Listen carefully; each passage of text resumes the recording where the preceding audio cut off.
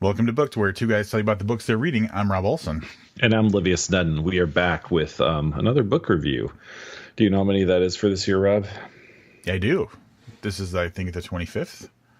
Or 25 books, 25? maybe 26. Yeah. And it's only the beginning of September. We're killing it. I just want to say that we've had a run of really good books. I was thinking about this the other day. Like, everything we've read has been really, really good for the last couple of months. I agree. Yeah, we've had some heavy hitters. Yeah. Sounds like a little bit of an omen for this episode, though, doesn't it? We'll see. Well, I want to point out this book came out 59 years after the last book that we reviewed. So it's that's probably a little more modern. A little more modern. Although it mostly takes place, like, I don't know, 10 years ago, I guess. Yeah, ish. Yeah. Roughly 10 to 15 yeyears ago. So it covers, I guess we should just talk about the book, Cherry. We are reviewing Cherry by Nico Walker. I don't even know how this came on my radar. I think I was just doing one of those things where I look for books. And I will tell you, you may not want to judge a book by its cover, but it's definitely the cover that caught my eye. And I totally thought this was going to be about like underage prostitutes or something, something fun. Turns out it's about heroin and stuff. So here is the bio. Listen carefully to the bio. Nico Walker is originally from Cleveland. He served as a medic on more than 250 missions in Iraq. Currently, he has 2 more years of an 11-year sentence for bank robbery. Cherry is his debut novel. That essentially is also the synopsis for this book, in case anybody was wondering. Yeah. Synopsis is pretty big, but you're going to notice some striking similarities. So let's get that out of the way. It's 2003, and as a college freshman in Cleveland, our narrator is adrift until he meets Emily. The two of them experience an instant, life-changing connection, but when he almost loses her, he chooses to make an indelible statement. He joins the army. So noticing some parallels here. The outcome will not be good for either of them. As a medic in Iraq, he is unprepared for the realities. So this is a typo. It's supposed to be realities, but where we pulled the bio from BarnesandNoble.com, but it's the same as Amazon. It says realties. So there you go. Knopf is the publisher. Screwed up the typo. As a medic in Iraq, he is unprepared for the realities that await him. He and his fellow soldiers huff computer duster, which I never knew was a thing, abuse painkillers, and watch porn. Many of them die. When he comes home, his PTSD is profound. As the opioid crisis sweeps through the Midwest, it drags both him and Emily along with it. As their addictions worsen, and with their money drying up, he stumbles onto what seems like the only possible solution: robbing banks. Written by a singularly talented, wildly imaginative debut novelist, Cherry is a bracingly funny and unexpectedly tender work of fiction, straight from the dark heart of America. I have a few things I want to talk about before we get into the book. First of all, I'm going to take issue with the synopsis because I'm not sure how wildly imaginative this novelist is. Yeah, I think that's going to be a point that we talk about because, as we heavily implied, basically the life of the author is the exact same as the life of the unnamed narrator in our book, who's the protagonist. And it's emphasized in the book that this is a work of fiction, but it sounds like pretty much exactly what happened to this dude in real life. Yeah, I don't know about the addictions and stuff because it's not part of his bio, but yeah, there's some very frighteningly similar things here. The other thing I want to talk about, you didn't know huffing computer, like the canned air thing? Is it just anything that's aerosol? Because, like, I mean, all right, so back, I'll tell you, this is a Rob's life story. I remember I was never like a drug kid. I never did any of the drugs and stuff when I was like in high school or just out of high school or anything, but I hung out with people who totally did. And I remember vividly one day being in the back seat of a car with a girl who had like aerosol, like air freshener, like Glade, like a bottle of Glade, and she was huffing it through her bikini bottoms. Like, and that was the thing. And I was like, well, there's so That many is things. one flexible young lady. Well, Holy she shit. wasn't. I'm sorry, she wasn't wearing them at the time. Oh, Uh, okay. I was trying to envision how this works. She's in a car, she's folded over. and I'm witnessing this, and I'm like, there are so many things about this that I never really care to experience myself. So is it just that anything aerosol that you can huff, or is there? I guess I looked it up. I mean, I know people talk about canned air a lot, so Okay. I looked this up, and yeah, it seems that it's so it says inhalants are everyday household products that are abused to produce mind-altering effects. Canned air contains compressed gas in an aerosol type can that is sprayed onto keyboards and into electronics to clear out debris. And then this sounds like an ad for a company called Dust Off. Maybe. So, as of 2015, around 10% of Americans aged 12 and older have misused inhalant products like Dust Off. Ooh, That's a lot. my one experience with that, and I'll tell this very quickly. I worked at a place that sold canned air, and I went outside to smoke out in the back, and there were some strange hissing noises coming from this giant electrical unit or whatever. I don't know what it is, some kind of generator or something behind our building. So I was a little concerned because that's the type of thing that you shouldn't be hearing, like hissing noises from. And when I walked over there, there was a man probably in his late 50s huffing canned air. I called the police, and they actually took him away in an ambulance. The funny part is I was talking to another manager at work the next day and telling about this. He goes, well, he goes, someone called here the other night and asked us not to sell his father canned air. Wow.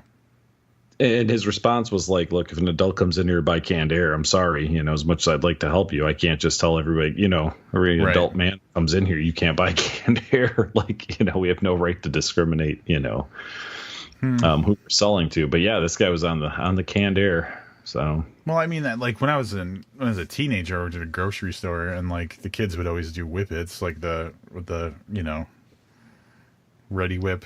I get the feeling that there's maybe something else in canned air that's a little more than I don't know. Maybe we'll have to get Nico Walker huffing on the actually phone. mean? I don't know, like inhaling. Okay. I mean, you'd say you'd inhale it, right? Let's see. We're off to a great start here. Worst drug users ever. We don't know what is huff. Sniff fumes from gasoline or solvents for a euphoric effect. That's so is that different than HuffPo? Isn't I see the HuffPo all the time is posted. I don't know. I think the effect might be the same. Anyway. Wow, yeah. So but all right. Yeah, I didn't know. All right. As the synopsis says, look at this book. Yeah, we start out with our unnamed protagonist, and it was done so well. Do you realize it took me all the way to almost the end of the book to realize that our protagonist didn't have a name? Yeah, that was just one of those. Well, it's because it was from his perspective. Like, it was like you never talk about yourself in the third person unless you're like Bob Dole or something. So that was a 1996 presidential campaign reference right there. So we start off with him. He's in high school, right? Or maybe just out of high school. He's still in high school when he started out. And he's just kind of living his life, doing his thing. He's dating a girl who's away at school, and she is not good to him. She's fucking around big time. And he develops a relationship with Emily from the synopsis, kind of behind his girlfriend's back. As she's like sleeping with other dudes, he's sleeping with Emily, and Emily knows about it. So kind of go through this introduction to his life, essentially like through kind of the women he's involved with, which is a little interesting. Like he's a mild drug user, but nothing major. Really, the first thing I felt about him in this book was like how he relates to different women. Yeah, it's a lot. I will say this about the book in general is that we see the world through his eyes, but we really see the world through his interactions with people, and his reflection on how he feels about the interaction with people is like a real big part of it. So as we see him with like kind of the cheating girlfriend, which he already kind of gave up on her, but they never broke up, and now he's with Emily. all of this is heavily reflecting on. He's heavily reflecting on like how these things are making him feel, and when he feels shitty about doing certain things and stuff like that. So like, yeah, his entire, like, the whole book is very focused on like him reflecting on these interactions and relationships he has with people. Yeah, and I mean, I don't know how much we're going to talk about the actual plot. I feel like we're going to talk a lot about kind of his outlook on life and maybe the story, not maybe, for sure, the storytelling style. But eventually Emily talks about going off to college, and in a knee-jerk reaction, he signs up for the military. And he's shipped off. He stays in a relationship with Emily. We spend a good portion of the book in Iraq, where we see more of his interactions with people. And then he comes back, and that's where shit just kind of goes south from a drug use standpoint. There you go. I've summed up the entire book. Yeah, that's really like 70% of the book right there. This book is strange because it's not, it doesn't have like a traditional narrative to it. It reads like a memoir. Would you agree with that? Oh, for sure. Yeah. Even though it's supposed to be fiction, and we know it's probably this dude's life, it is. Let's just fucking say it. Like, this guy's telling us what happened in his life. It reads like a memoir, so it's real difficult to nail down like the, you know, like character growth and you know, development and things like that, because it's just not how this book works. And really the things that happens are like the going to Iraq and everything is not the focus. It's really like this guy and his relationships with people, and watching his life go in a direction entirely different than maybe he thought it was gonna go. And like, yeah, like Livia said, once he gets back from the military, once he comes back from that his deployment in Iraq, like, oof, buddy, things just gets nuts. Yeah, and I think that, so it's written, just to go back to what you said, it's written linearly. But like memoir style, where there are times where he, like, you know, is in a situation and recalls something previously that happened, you know, or something like that. We move straight through his life. I mean, the prologue kind of gives you a little bit of an idea of where the book's going to end up. But, you know, it's hard because it's hard to see, like you said, from a character development standpoint, you don't really see, or I don't feel like I really saw his progression to get to where he gets at the end of the book. You see all the reasons and you see all the justifications for it, but the story doesn't necessarily give us that look at how he becomes who he eventually becomes. Would you agree with that? Yeah, I agree.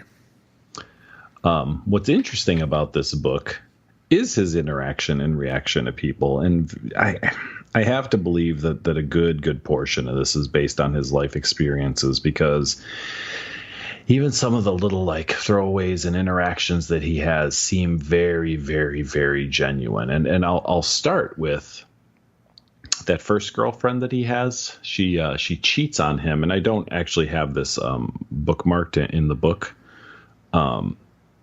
He finds out they have a big blowout fight. He essentially begs her to stay with him.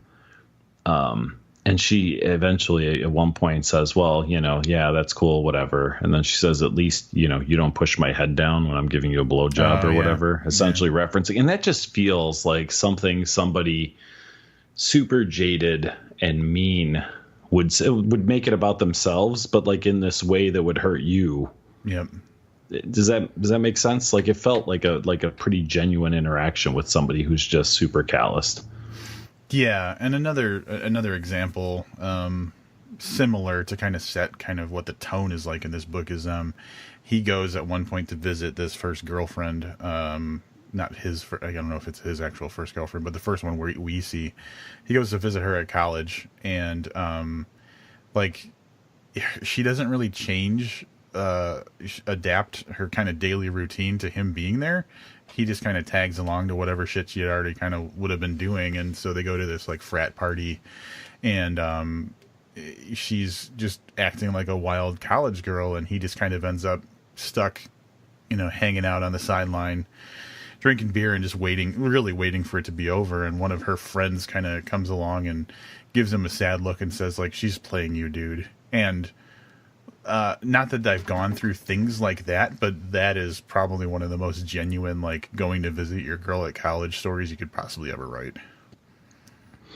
Yeah, I agree. And that's where I think the genuine merit in this book is not so much in the actual stories that happen to him, but in how real they all feel. Yeah. You know, he's off in the military. So the military takes up probably my one fault for this book is how much time we spend with him in the military.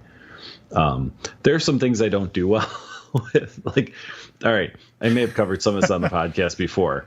If a book takes place completely in the wilderness, I'm not real likely to read it or enjoy it.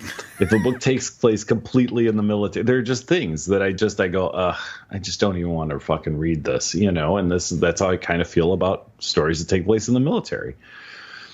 That being said, it's not that it was terrible, but it went on for a really long time. But the whole point of that was kind of I think the pointlessness of it all, and his seeing the pointlessness of everything they do there. And there are a lot of character interactions there that, again, seem very genuine. So I'm going to totally ad-lib this, you know, but he talks about a guy who was killed. He drove over an IED. Is that what they're called? IED? Yeah. Yep. And how everyone thinks he's a great guy now, but he really wasn't a great guy before. Everyone kind of thought he was kind of an asshole, you know, and he gives a list of things that have happened. But once the guy got killed in action, like, that's it. Everyone thinks he's a great guy. You know what I mean? And that's also another thing that happens. It's very genuine. You know, no one has more friends at any point in their life, more than the day they die. And just use Facebook. You know, and you can see that. Doesn't matter if you're a musician or an actor. Suddenly, everyone's a huge Aretha Franklin fan. And that's kind of how but that's a reality that I think he really pushed through in one little, mini chapter in this book. So I kind of want to unpack why you don't like military in books. And there's a couple of thoughts I had. This was jargon heavy. So is it the war aspect itself, or is it like you just don't like reading about the military people? Like, for me, like, the hardest part to get through was like understanding what, remembering what FOE was and stuff like that, like the forward operating area, FO8, whatever it was. I think it's a little bit of that. I think that the pointlessness in it that was in this book really is the part that spoke to me about it, because that's kind of how I feel about that type of literature. And that's not to say anything negative about people who are in the military. I think they perform a wonderful service for our country. I just don't find it fascinating to read about. That's a good point, because it's kind of a tricky trap for us, because, like, obviously you and I both respect, people who serve their country in the military and stuff like that. But at the same time, like you were saying, the whole point of that part of the book was to illustrate, like, it wasn't doing anything to advance the war effort, like what they were, where they were and what they were up to. Wasn't necessarily helping us win anything. It was just kind of a thing they were doing.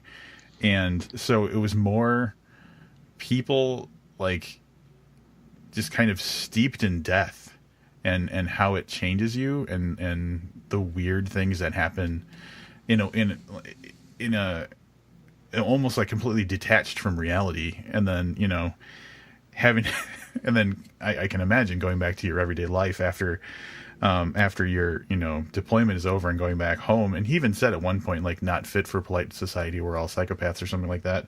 And like seeing that contrast of, like, you go from a life where your parents expect you to go to college because everybody goes to college, and then you get a good job. Then you go to this fucking world where it's just like death for the sake of death. And then how do you go back to that, white picket fence kind of life? Oh, for sure. And I can't imagine how difficult that is for somebody. As I said, it's not to marginalize the military at all. It's just not something I'm totally into reading. The saving grace of it was, again, that he analyzed people. Like, this book is all about people, and there's a million little vignette stories that are told. I'm exaggerating by a little bit, but about people's reactions to things and people's interactions with things. And some of what Rob said is very true. You had the people there that were very, very callous. Like, there's he talks about like kids that are begging for like food. I'm guessing food rations. That was another one of those jargon things. I'm pretty sure that's what it meant. Yeah, MREs are military ration. Yeah, I think something like that. And like, there's the one point, like there's this little girl that he sees frequently as they're in this little village or whatever. And at one point, I don't know, the sergeant or whatever, kind of opens up the back door and, to the vehicle and holds one out. And as she like runs up, like he just drives away, like that kind of thing, like that inner look at how people act, especially when they're put in situations that are super stressful like that. Like, there's two ways to go. I would go into the crying in the corner, I'm not going out and doing it kind of way. And then you get people who, wind up not in this book, but, cut off, enemies' ears and wear them as necklaces. Shit that, I'm sure that guy thought the day before he went into the military was something that would never happen. So you kind of get a look at just a variety of different types of people and their reactions to things. Yeah, for sure. For the record, I looked it up because I felt like I would be an asshole if I got it wrong, and I did. MRE stands for Meals Ready to Eat. That's how Rob prefers all of his meals. I'm ready to eat. Yeah, and I think like you, I did not expect the military part to take up as much in the book as it did, but I kind of appreciated it because if you want to talk about like witnessing like the unraveling of the expectations of humanity, like that's probably a really good example of that. And there wasn't... the thing I liked about it was pretty much always shitty. There was never like those, like you watch, Top Gun or some movie like that, and they're playing beach volleyball, and like occasionally they're flying around shooting at each other. But this was all just like you're in the shit until you get done being in the shit. And so I kind of appreciated that aspect of it. And then there's the junkie lifestyle that fills out the rest of the book. I have some limited exposure to the junkie lifestyle, not through myself, obviously, but some of that, felt very genuine and hit pretty close to home. It's there's a part, and I don't think I have this marked, but where he talks about like their plans and their dreams, and this is like as he's buying heroin, and like the road out from that is unimaginably difficult, or at least I imagine it's unimaginably difficult. But that a junkie still has that dream that one day everything's just going to be great. I just got to get to that part where it's great. And sadly, most of them don't. So, yeah, what he did well was to illustrate how you can never get once you get addicted, you're always too far behind to get caught up. It felt like, and so. The thing that was crazy to me was how expensive. Like, this is gonna sound really petty of me, but like, holy shit! They had to dump so much money into just not feeling like garbage once they were addicted, and that's kind of what it made me feel like. It was like, did you ever see? And I really feel bad that this is my analogy for becoming addicted to heroin, but. Do you ever see I've seen them on the internet. I don't know exactly where, but like. It's got to be like in an Asian country or something like that, where all these people are trying to climb up this like set of stairs, but it's like really slippery. I don't know what this is. Oh, I think at one point, Ozzy Man, the Australian guy who just does commentary on random internet videos, like did one or two of those, but like it's this big, like probably like it looks like 2 flights of stairs. And there's all these, like 6 people at the bottom, and all they have to do is climb to the top of the stairs and grab something or touch something or whatever, and whoever does that wins. But like, it's like they're lubricated or something, so it becomes really difficult just like keeping your footing and stuff because you keep slipping. And I feel like an asshole for comparing it to this because this is like a super serious thing, but that's how it felt in the book. Like they would get a few steps up and feel like they were making progress and then slip all the way back to the bottom. And then they would make, a little bit of progress again and just slip all the way back. Because they even went to, detox at one point. One of them went to detox, and they have like you were saying, all these best intentions, but all those future plans were always decimated by the fact that, like, in the moment you started to feel sick, and then you had to deal with it then, and that screwed up everything you were trying to do. Yeah, they leave detox and they stop to get some heroin to just help them feel a little bit better to get through the weekend. Yep. And then everything would be okay, which then turns into getting more heroin. And yeah, the amount of money there's really, and some of it's done written in a I believe a comedic way, and that's the way I took it. There's a part where the protagonist says, "All right, I just got $1,100 worth of heroin. This should last us 9 days." And then it's like 3 days later, and they're like, they're out of heroin. You know what I mean? So it's written in I feel, and God, I hope I didn't misinterpret this. It's written in a kind of tongue in cheek way where it's like the one sentence says we're good for 11 days or whatever. Mm-hmm. The next one's like 3 days later, we're shooting up the last of it, and trying to figure out how to get more. So it's a unimaginable tragedy for people who have not had this touch their lives, but so much of that seemed so very true, and I felt at times for the narrator. I genuinely felt for him, if sometimes, because I could see the plight he was in and he couldn't, which is just a sign of a truly great writer, I think. Yeah. When the narrator, the guy who's writing the story and telling it to us from the end, going back, doesn't, can make you see that he doesn't see it, and you can see, the kind of looming doom coming for him.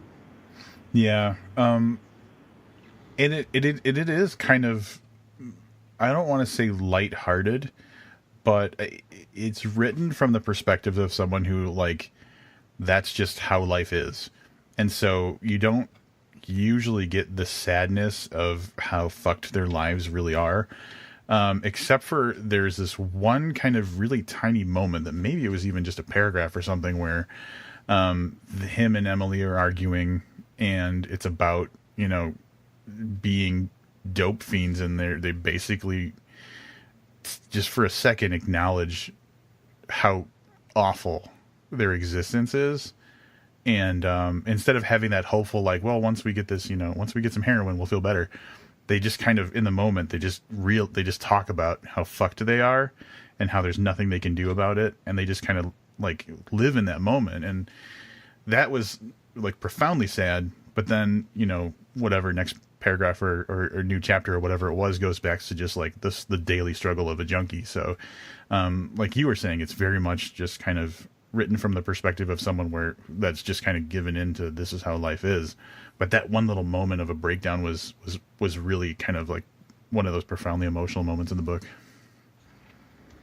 For sure. I want to talk a little bit about the style of writing, but first, the first thing I marked, and this is, I don't know, man. Sometimes I forget, like, what we've talked about on the podcast and what we've talked about off the podcast. So I have a paragraph which I thought was just great. On its own, it was great, but this really reminded me of conversations Rob and I have had. Emily used to wear a white ribbon around her throat and talk in breaths and murmurs, being nice as she was in a way so as you didn't know if she were a slut or just real down to earth. And from the start, I was dying to find out, but I thought I had a girlfriend and I was shy. Clearly, he does not know the rule about, like, chokers, like ribbons around the neck. Yeah. Because I knew when he said that about Emily early on. I was like, oh, no, let me tell you. That's funny. Yeah. So, but yeah, this was written in kind of a staccato machine gun style in parts, like super short sentences describing what was going on in the book in a way that very much reminded me of Catcher in the Rye. Have you ever read Catcher in the Rye, Rob? I did back in, high school or whatever, but I don't remember much about it. I remember he thinks everybody's a phony. I remember enough to agree with you saying it's familiar in style. Yeah, this is definitely, I feel Catcher in the Rye for, like, the current generation, and probably not for the whole current generation, but at least for people who are in the situation. Here's just a paragraph. It's kind of a long paragraph, but I feel like this was interjected into the book enough to make me think of Holden Caulfield. Gilda was fucking, by the way, this is the way the chapter starts. Gilda was fucking Roy. She was also fucking an Israeli guy named Ricky. Ricky wore a leather jacket, but he wasn't shit. Libby told me about Ricky, but I knew him from before, and I knew he wasn't shit. He was one of these ones that everything he says is a lie, and he goes around telling girls he's 27 when he's more like 40. And he wore a leather jacket, and he wasn't shit. Like, that's the kind of like super short sentences that tell you where you're going that made me think that that Nick, the author, may have been a fan of J.D. Salinger. Yeah, and his style has, I think the similarity for me, like you were saying, is like his observations on people, but like his observations on people usually center around the quality of their character in some way. Like either they're a really good person or they're a really bad person, or I'm a good person because I did this with someone, or I'm a bad person because this is what I did to someone. And so that's the familiar thing for me. Because if I remember what I remember of Catcher in the Rye was like, the Holden Caulfield character was like almost constantly aware of how interactions impacted him, like the way, how people were to him or how he was to people. And this is very similar to that. Yeah, I have so many, like, not to spoil my review on this. I love the way this guy writes. I absolutely love it. This may be the most highlights I put in. We don't even do quotes on the podcast anymore for anybody who's listened for a long time, where we'd spend 15 minutes reading our favorite quotes. Like, it's something we don't do anymore. I don't remember the last time I highlighted this much stuff. I do like this one, and I am going to do this one. Our character gets involved with a girl briefly through the course of the story, and he knows he needs to move on. I tried about everything I could think of to get Megan to be the one to break up with me so as to spare her feelings. I acted batshit crazy. She liked it. I ignored her phone calls for days. She kept calling. I stopped paying for things. She paid for everything. I stuffed her socks in her mouth. She had an orgasm. Nothing worked. Yeah, I remember that. That was good. That's goddamn hilarious. And again, like, speaks to a truth of like, she's that into him and he kind of doesn't want to break up. You know what I mean? Like, there's something there to that again real. Feels very genuine. Yep. Yeah. Yeah. And that's just that's the whole book is how it's written, stuff like that. And I agree. I think that he's a very good writer. I didn't have any trouble at all getting into the book. Well, and then can we talk about structure a little bit? The prologue is his junkie life. So the prologue is, matches up.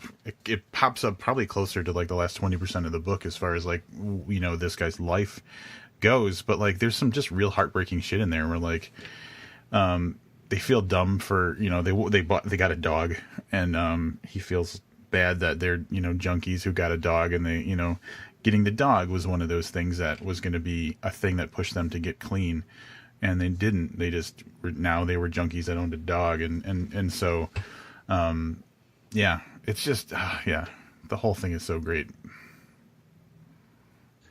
Yeah, and I don't know, personally, I'm very glad we read it. Did you want to move to wrap ups? Yeah, it's weird, and because it's like kind of memoir style. It's weird to talk to, because like I'm sure that we've actually probably talked about stuff that's a little spoilery, but you'll never know it. We didn't reveal anything that was going to ruin the book for you, so I guess let's see. I'll get started. I don't know where Livius found this book, and this is the debut novel for the author, so I can't say that I've read anything by him before because he hadn't written anything yet. But like this came out of nowhere, and I'll agree, the cover is phenomenal. It's just what it was in a forum that we kind of chat on, and I said something like, the cover is like pure throbbing sexuality. It's just like really badass looking cover. So it draws you in, and then his writing style immediately grabs you, because it's like you're sitting there listening to someone tell you the ups and downs of their lives, and their life is interesting and insane enough that you kind of start getting involved and invested in what's going on. And so throughout the book, I would say that I never really felt like I was on anyone's side, and I'm interested to see what Livia says about that. But it wasn't like I was rooting for the unnamed narrator, or that I wanted him to end up with a certain girl of the girls he dated, or some storybook ending. I just wanted to know what he had to say, and so that was unique because I didn't feel a specific emotional attachment, but I appreciate that the way the story played out. I hope that makes sense. That being said, very good writing. It's very engaging. It's got a really nice style to it. Like Livia said, it's got that style that's similar to like The Catcher in the Rye, the Holden Caulfield character and stuff. And it just all really worked for me. And I could have read it in one sitting, but I actually did. I think I did the first third of it one night, and then I finished it the next night. So it was a very easy and very quick read. And I don't really have anything bad to say about this. I'm going to go 4.5 stars on this one. Just to answer Rob's question, it's interesting. I didn't think about it. I thought about it when you said it. I don't know that I was rooting for the protagonist, but I felt bad for him. And I think that's a different thing. Like I said, I think that one of the things that Nico did, which I called him Nick earlier, by the way, Nico did really well. You know in him this. So well, you're going to call him Nico. Yeah. That Nico did so well in this is that he made me feel like he didn't know how his life was going to end up, or how the story was going to end up, or however you want to say it. The protagonist, I don't know how much of this is really based on the author's life. I imagine it's quite a bit. But because I felt like I knew where the story was going to end, I was just looking for it coming. And as he's dreaming about a better life and he's got some things sorted and whatever, I just kind of felt bad for him throughout. I felt that this was definitely a book about people and not so much about addiction. And again, a different person could get a completely different thing out of this. It was, for me, it was watching different people and recognizing reactions to things I'd either reacted to in my own life or seen people react to, and seeing drug addicts and their reactions and thoughts of things, and thinking the things I've seen or heard or talked to people who are in a position like that sounded very familiar. So there's so much truth in this book and in its people that I super, super enjoyed it. I liked the writing style. I felt compelled to keep reading. And a lot of that, I think, had to do with pace and that kind of, like I said, kind of staccato style of writing. In a lot of parts, it just moved you through to the next thing, the next portion. I had to slow myself down. I had a super early start on this because of the power outage that happened during our episode last week. So I knocked through like 90 minutes worth of it just because I had nothing better to do. All the power was out, no internet, no anything. And I said, well, I've got my phone and I've got this book. I'm going to start this book, and powered through a good portion of it in my first sitting. And then purposely slowed down so it'd be a little fresher in my mind by the time we recorded it. I definitely want to read more by Nico. I want to talk to him. I don't know how likely that is because he's in prison. So we'll put out another plea. If for some reason you get like Spotify or whatever in prison, Nico, and you hear this and there's a way to do it, definitely shoot us an email, bookpodcast@gmail.com.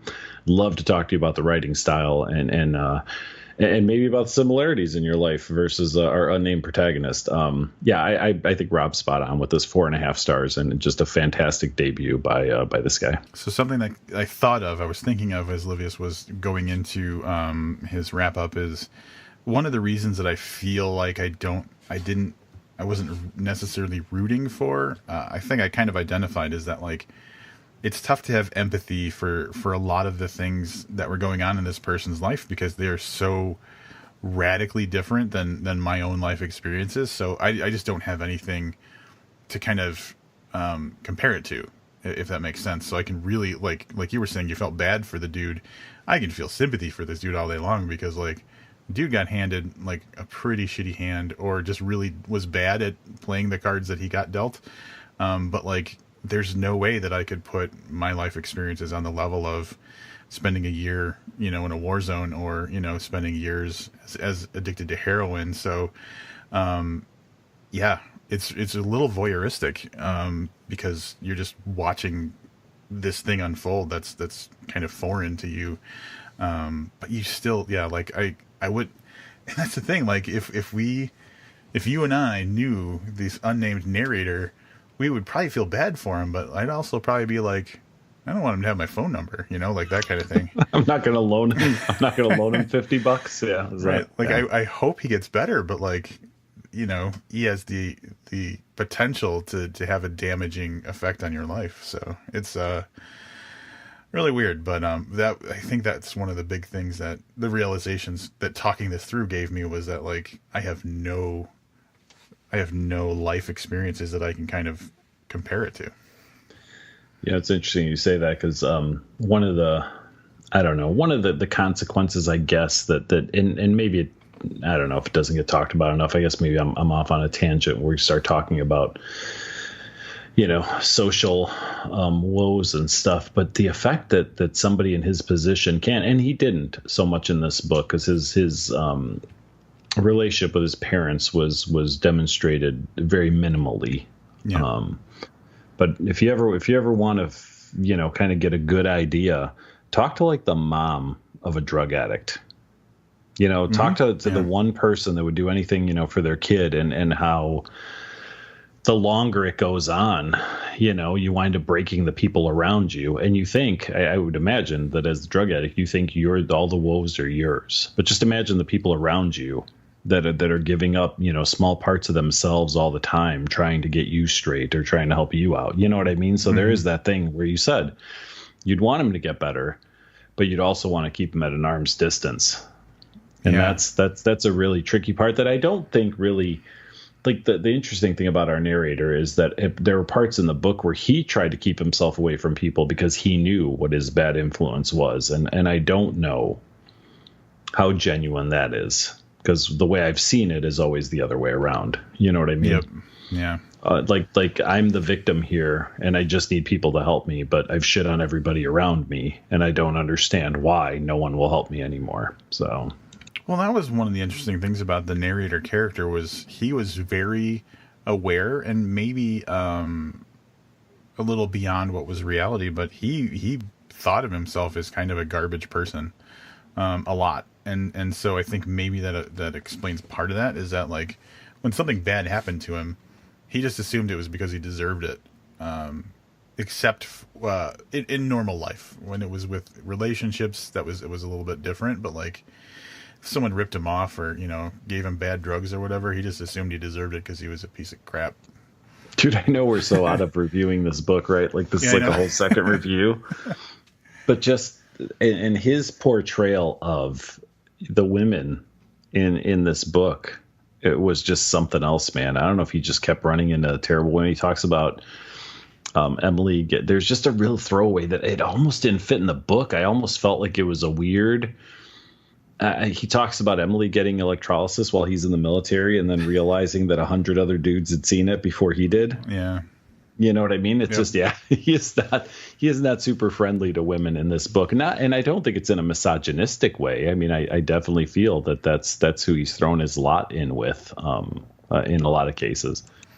Yeah. And then contrasting that with like a tragic love kind of thing, like this dude, when he falls in love, he falls like all encompassingly, like he would burn the earth for someone. So, I think that some of the harsh judgments on women is because he holds them in such high regard that when they do something that basically anybody would do, then they're a whore or whatever, like that kind of thing. It's funny that we never mentioned bank robberies. It's in the, you know what I'm saying? It's in the synopsis, but like, and he robbed some banks. It's in the beginning of the book and it's in the end of the book, but like, doesn't matter in the story. And some of the more comical stuff is definitely involved in those bank robberies. At any rate, go out and read this book. I think that it's a even if you don't want to read about drug addicts and bank robberies or the military, if you want to read about people, I think this is a great place to do it. Yeah, it really is a good kind of analysis of just how people interact with each other and how they impact each other. Great book. This is, I mean, I know Livius was talking about how Baby Teeth was probably the best book we read this year, but I'd argue that this is very, very close to. Very different. I don't know. Yeah. Very different. Yeah, but yeah, I dug it a lot. So what else is going on? What do we got? Not a whole lot, man. We've still got a couple of episodes planned out. We'll have Zoya Stage next week, which I'm super excited about. And then I mentioned it last week, but we're going to review that. I got to start this thing, man. We Sold Our Souls, this rock and roll horror novel. And I don't know why it makes me laugh, but every time I think about it, I kind of go, this should be interesting. That's what we got podcast wise. I don't know. In my whatever regular life, I've got nothing. I watched 5 seasons essentially of Grand Designs. Have you ever seen Grand Designs? No, is it like an HGTV thing or something like that? No, well, the one I saw. So there's Grand Designs, which is a British thing. So I don't know, maybe it's on ITV or something, or maybe BBC. It was just on Netflix, and it's about people who build kind of crazy houses, and not so much that they're crazy always in scope, but like in weird locations or in really tough locations, and they essentially follow a couple. For like 2 to 3 years, however long it takes them to build this house and all the pitfalls. And I've essentially watched enough that I'm pretty sure I want to build my own house. I just need like $700,000. So if you're listening and you want to contribute to that fund, patreon.com/booked is where you can do that. Welcome to Built. You guys talk about the houses they're building. Dude, the problem is when you watch so much of something over the course of like 2 weeks, I think I watched like 35 episodes. Like I'm pretty sure that I could build a house, that I now have the actual ability to build a house on a cliff in a forest on top of like rock. But you see some of these places, man, and they're just stunning. But yeah, not a lot under like $450,000. Okay, well, entirely different than that. I'll tell you about a movie that I watched yesterday. Have you heard of American Animals? I have not. All right, I would recommend that you check out at least the trailer for this. So, American Animals, since we're talking about bank robbery, this is kind of similar. It's a heist movie, so it's about this group of college-aged kids who decide they're going. So. One of the kids goes to a college and sees in the library there's like a rare books room where there's like millions of dollars worth of rare books. So this college library for some reason has some of the most rare books that exist in the entire world. It's like the Library of Alexandria, but it's in Kentucky basically, and it's real. And so they plan a heist to steal these books and sell them basically on the black market and get rich. And the reason that they want to do it is because the entire, library, like that rare book room is really it's not guarded. It's just got one librarian who watches over it. So they think it's an easy score. And that's kind of the setup, but it's interesting because it's based on this actually happened. And the way the film plays out, it's about 2 hours long. And as the story goes on, it's done like a fiction story, so there's actors playing these people and everything. But interspersed throughout the film are the actual people who did this heist, talking and like reflecting on what was going on, like in that moment in the movie. And so it's totally like part docudrama, part fictional, like actual like just movie.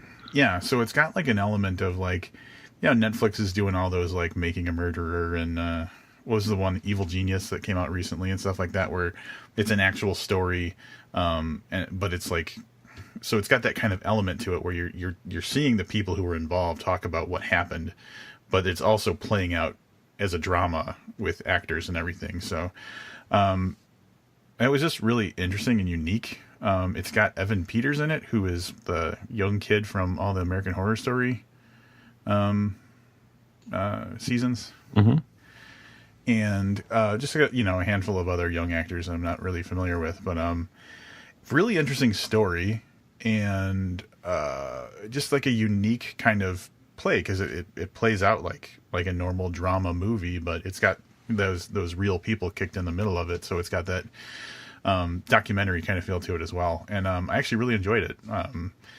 very unique for a heist movie because it's pretty obvious from the beginning that it's doomed because these guys are like, even in the beginning, like they're talking from jail, or not from jail, but like you knew they were in prison, and it's kind of morose. It's very sad because like, you know, you just basically are waiting to see how is this heist going to go horribly wrong.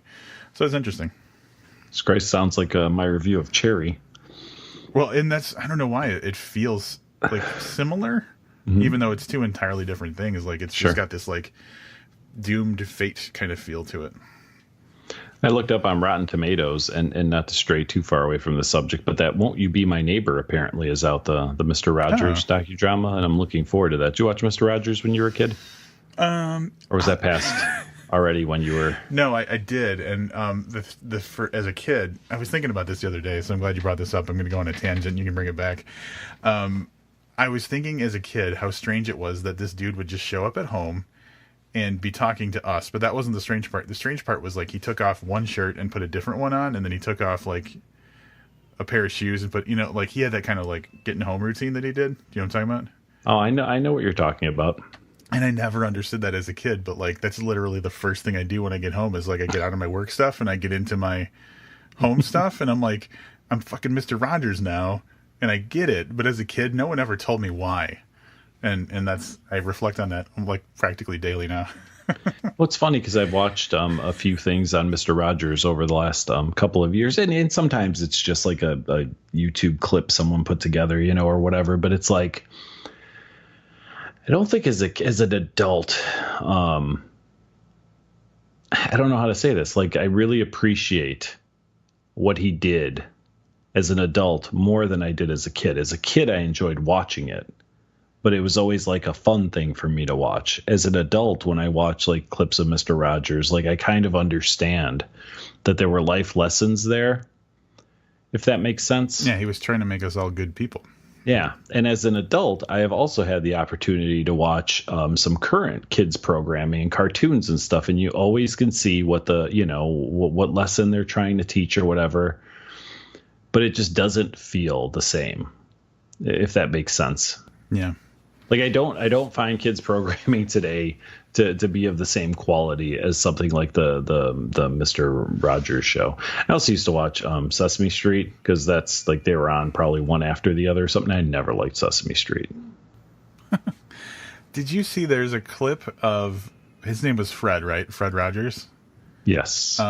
Where he's speaking, like he's speaking in front of Congress or something, and it's like trying to save public television. Yep. Like Mr. Rogers Congress.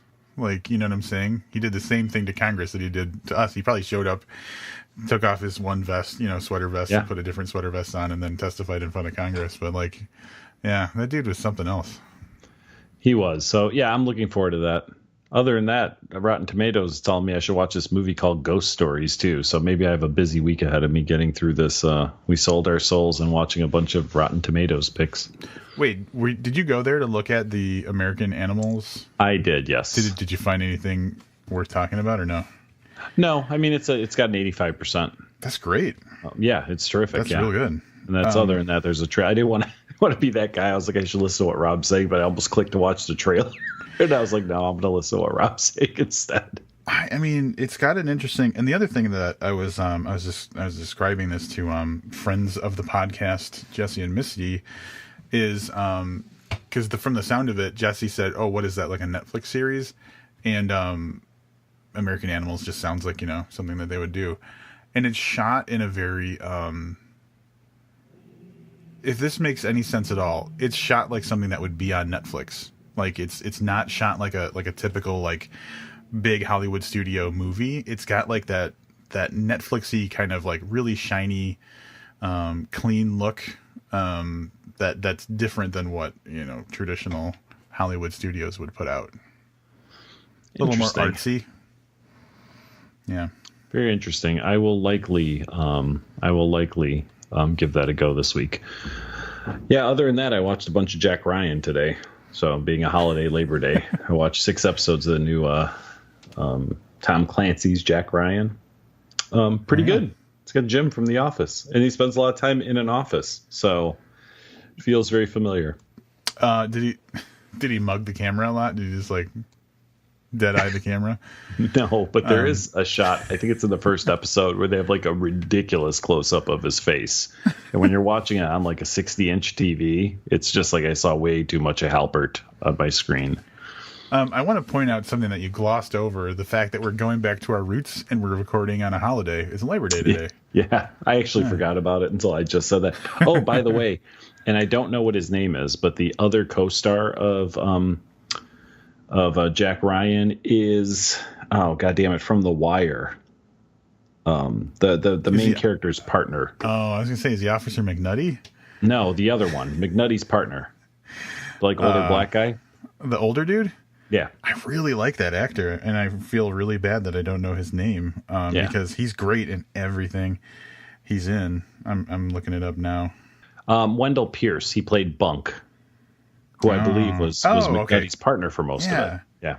He's, you know what he's in? The guy who plays Bunk? He's in Hackers. He plays one of the FBI agents who like when they're doing like a big war, like that's right. Yeah, they keep pranking him. Who can prank him the best, and they like make him dead and stuff. Yeah, he's the head of the FCC or something, or whoever's going after him. Yeah, I forgot all about that. That's such a good movie. Hackers is great. Bunk is great. Now that we covered all of our TV viewing for the week, anything else you want to say before we get out of here? No, I got nothing. I'm probably gonna have a little late night snack and call it an evening. It's like 4 beers. Is that what you're saying? Yeah, snack.